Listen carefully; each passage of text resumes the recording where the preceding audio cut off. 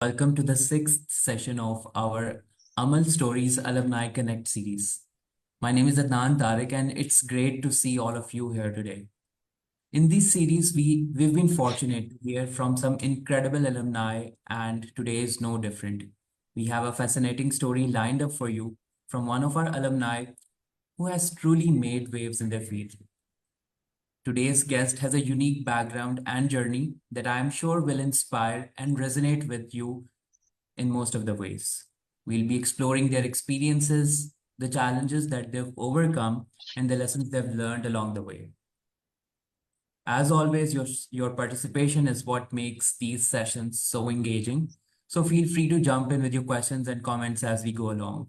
So let's get started. It's my pleasure to introduce our amazing guest, Adnan Basir.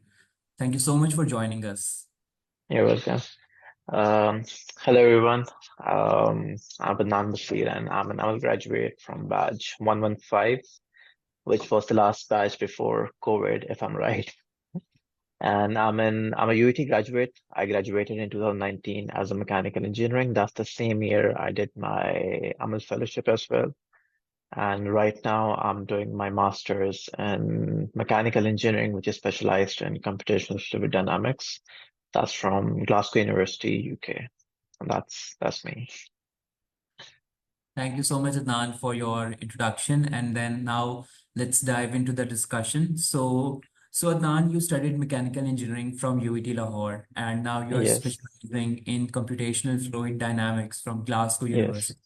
So we would yes. love to know your transition, and how has it turned out for you? So, if you look at the mechanical engineering, it's a very vast field. Some can say some other of engineering. I have a gap of 3 years between my bachelor's degree and a master's degree. I believe some people are very much sorted what specific domain or field they want to pick, but I took my time. I took my time to analyze what kind of thing I wanted to do in the future, be it a professional field or a teaching field. I had to pick one specific domain for my master's. So between those 3 years, I've done two internships. I've done one job as a production and maintenance engineer. I've taught for most part of it, and that's where I kept analyzing on my future courses because one thing I was sorted that I would definitely pursue a master's degree. I have been more inclined towards the design field, and even if I talk about design, I've been very much inclined towards the aviation sector, which my current degree, my current courses linked towards. So in 2022, I started applying for different unis, different courses, scrutinizing the list of countries and unis that I wanted to that I wanted to go for. And after considerations, this was the best suited course for me. And yeah, that's about it. But so yeah, Yeah, thank you for sharing that, Adnan. And obviously, yes, it took you some time to decide to make that decision for transitioning into this field. So, um, could you please share that where are you right now in your studies? Like, are you about to graduate, or and if so, then what are you currently working on? Maybe you can talk about your dissertation or final project, a quick brief overview, and then what Mhm. you plan to do after your graduation. So basically, right now I'm in the last trimester of my degree. I'm doing my dissertation. I'm working on this project, which is again linked with, as I told you, I was more into the aviation sector. It's linked with the propulsion for an airplane and the wing designing. So I'm trying to do a research which is based on different design parameters. If you modify it, how the fluid flow will affect its behavior. And I've got three more months of research left. Once I'm done with it, I will inshallah be graduating by the end of this November. And I've already started looking for jobs in the design field. And right now, I plan on continuing job in design sector, but at the same time, I'm considering options for PhD as well. That's only if I get a fellowship option because I've been inclined towards academics as well. And as I told you, I've taught for the past 8 years. That was different. It's not engineering, but um, I would love to do a fellowship PhD in which you can be a research assistant. You get a chance to teach the undergrad students and some labs and masters categories, and at the same time, you can do your PhD as well. Oh, that's great. It's interesting to know that the roots of continuing your career in academia further on are embedded in somewhat teaching as well, in some Yeah. academia as well.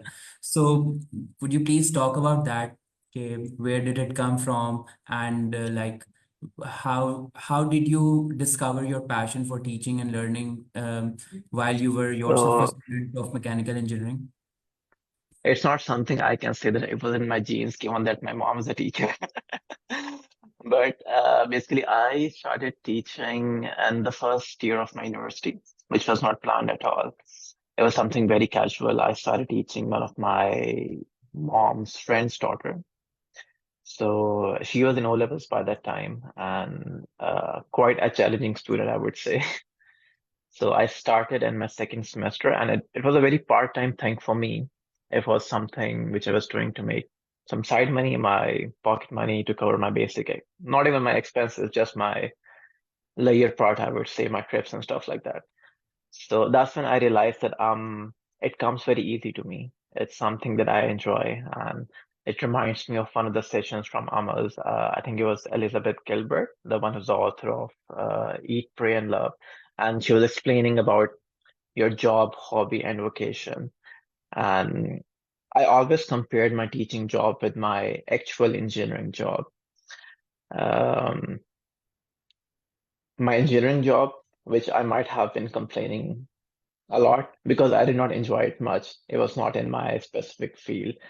But my teaching job, I don't think so I ever complained about it. It became more of a vocation to me. And see, when you're making money out of it, you really, really enjoyed it. There were times when I have worked 6 to 7 days a week, 8 to 10 hours a day, but I never complained about it. So that's how I got into teaching. So by the end of my graduation, I was teaching as well, and I was doing my engineering job as well. And I think it was mid-COVID when I resigned my engineering job because I was not very much happy with it. And teaching became a full-time thing for me. I've still continued it, even though I'm studying here, but at the same time, as a part-time thing, I teach students online.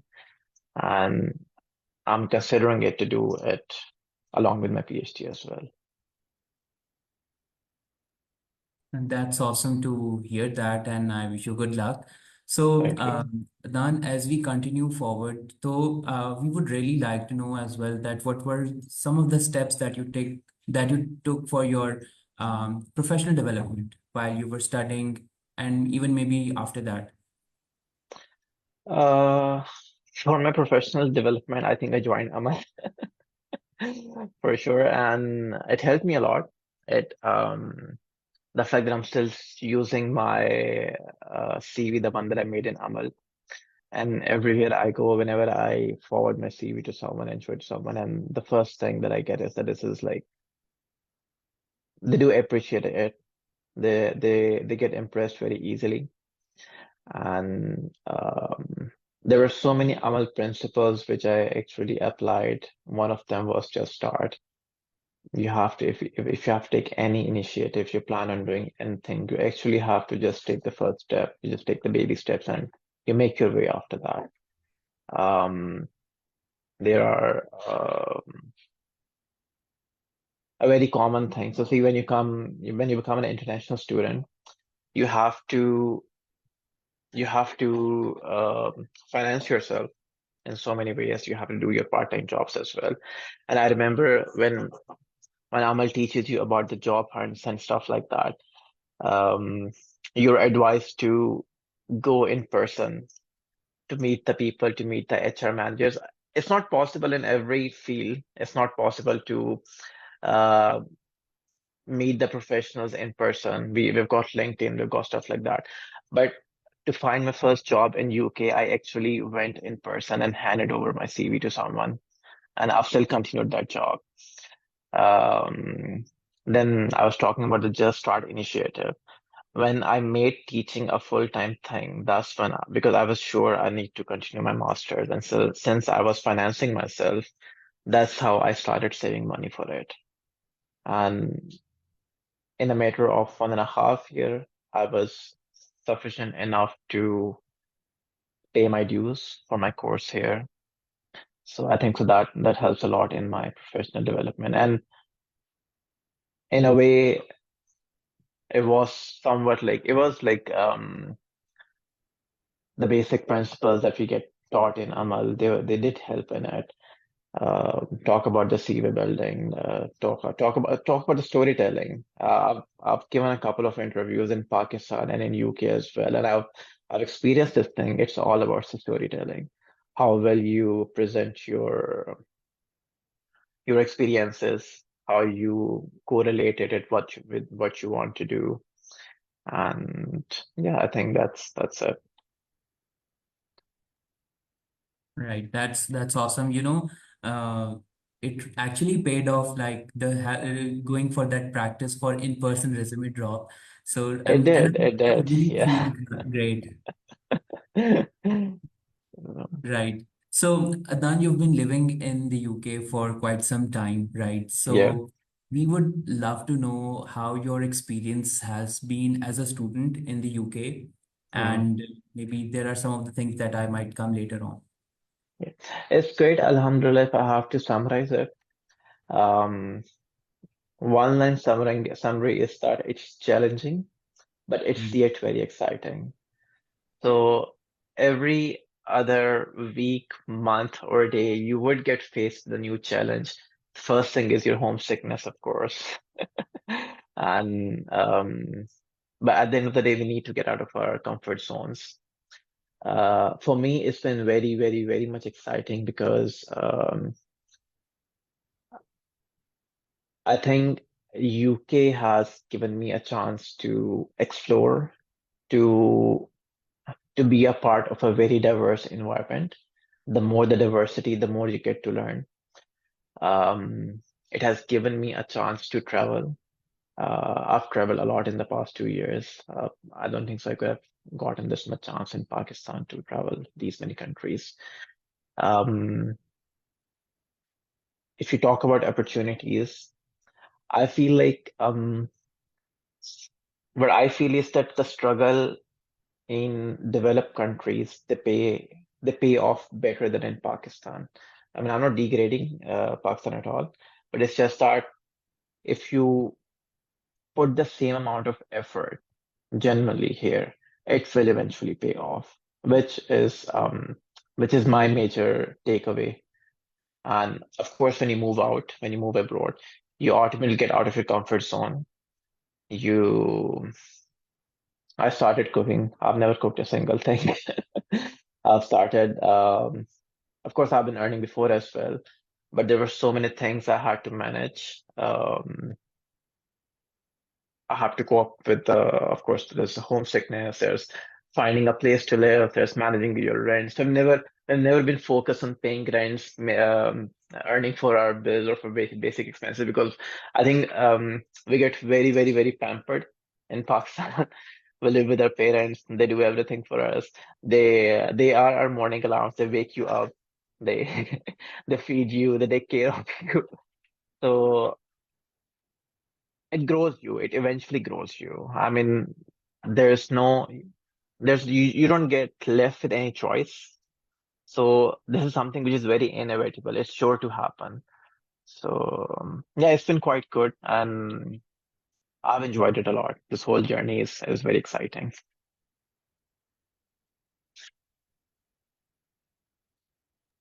Right. And Adnan, any tips that you would like to share with our community, particularly those who are planning to start their educational journey in the UK? Anything for them? Um, I would recommend them to um, I mean, there's all sorts of information available.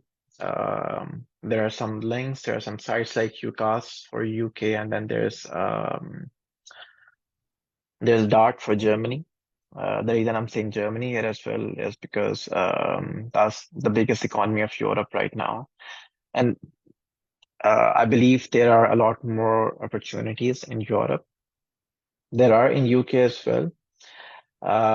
Start shortlisting the universities. One thing that I would say, like some mistakes that people do is they shortlist the universities according to the rankings.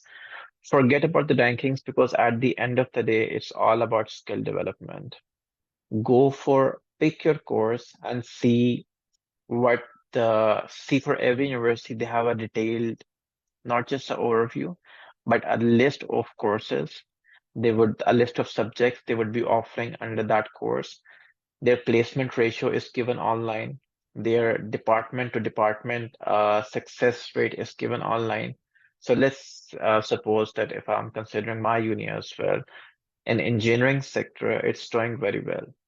So I made this mistake when I was applying for universities in Germany. I was specifically targeting universities with a good ranking. It's hard to get into university with a good ranking, but now that I've started applying for jobs, I realize it does not matter at all because they're going to see what kind of skill set you have. And if you're planning to apply for studies abroad, start doing it right now. If you're graduating this year, if you're graduating in the next 6 to 8 months or in a year, start applying right now because the whole process takes about 6 to 8 months in general. Don't wait for don't prolong it because you have an IELTS exam. Don't prolong it because you have some sort of degree attestations because you don't need any degree attestation. To get the basic conditional letter, you don't need to get the IELTS exam either. So, and there is no application fees. Even if you have to apply for Germany, for public sector universities, even if you have to apply for UK, there's no application fees. Till you get the conditional letter, you won't be paying a single thing. All processes online. It's very simple. It's very basic. I prolonged it for quite a long time because I thought that I'd have to, just for the application process, I'll have to save up some money. But when I started applying, I realized that there was no funds required for that. Um, what else is there? I think to start, that's the basic thing. That's what you need to do right now. Shortlist your courses, shortlist your universities. Don't go for ranking.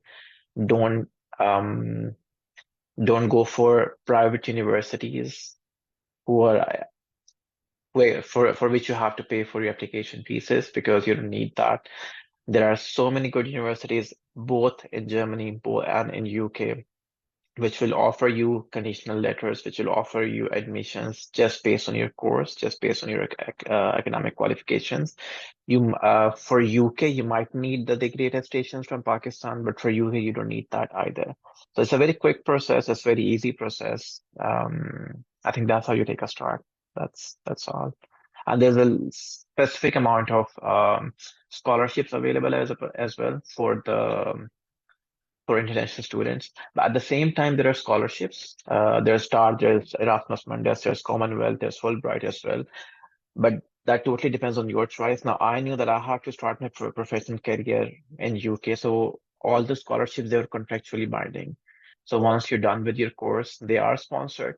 But once you're done with your course, you have to come back to Pakistan and serve your country for a specific amount of periods. It varies from 2 to 4 years, I think so. So I went for a self-finance option. That depends on your priorities. That if you're targeting scholarship or if you're targeting self-finance options, totally depends on where your future goals are inclined towards. So yeah, that's it. Yeah, I think that's our valuable points that you have highlighted, and probably like focusing more on the skills development and Yeah, exactly. point, because skills are very important. How you present yourself and what kind of skills that you're bringing to a certain course, they really are the deciding factor in Indeed. frame future. Yeah. Right. So, Adnan, one last thing as we wrap up the conversation, looking back, as you mentioned that the only step that you took for your professional development was enrolling in the Amal Career Path session, Yeah. right? So I would really love to know any advice that you have for the program or otherwise, and what would you advise for our current fellows as well, or the alumni who are watching this conversation? Um, what can I advise for them? So for Amal, I really can't think of any constructive feedback for Amal because I got what I achieved from Amal, what I wanted. I got my links. I got a very decent circle. I'm connected with most of my fellows. I'm still connected with my program manager. I mean, he's not here any. My program associate was Miss Rabia. She's still in Amal.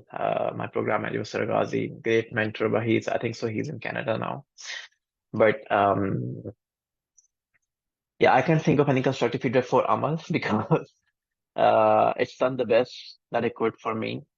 I would recommend for the for anyone new who wants to join Amal, I would recommend them to go for the physical sessions than for online because I feel like I've seen people in COVID who graduated from Amal, but I think it was the effectiveness of courses better if you're doing it in person as compared to what you're doing online. And take your see whatever your takeaways are, consider it. They actually work. It's not something which you can take for granted. I myself have applied those things in my professional career, in my journey. I'm a graduate from 2019. I still follow the principles from Amal, and I think so for the current alumni, for the current graduates, for the current fellows who are doing it. If they start working on it, say if you it's just a common example. If you read any self-help book, if you if you have read two or three books, you'll see that the crux of all those books is same in a way that they ask you to have discipline. So you just need to have the discipline and see, even if you're, let's say if it has asked you to do 20 things, and if you're doing one thing out of it, if you're making it a part of your daily life, your habit, it will take you somewhere. So take that initiative, just start and have discipline, have consistency. That's what I would recommend them to do. Thank you so much for sharing that. And I think these are really valuable, important lessons that one should be mindful of. So, again, Adnan, thank you so much for joining us today and sharing your incredible journey with us. You're And welcome. your insights have been truly like inspiring. And I'm sure that everyone who was watching this discussion, this conversation has taken away valuable lessons and they would be able to apply those ideas in their own paths as well. Yeah. So, before I close, I would encourage everyone to stay connected with our guest Adnan and with each other as well, because as Adnan also highlighted, that networking and sharing our experiences are also one of the powerful ways to continue learning and growing together. So that's all from my side. Don't forget to join us for our next session, where we'll continue exploring more stories from our Amal alumni, and also keep an eye out for announcements for the details of the next event. Once again, Adnan, thank you for joining, and thanks to all Thank the you so participants. much for having me. Okay, take care. Take care.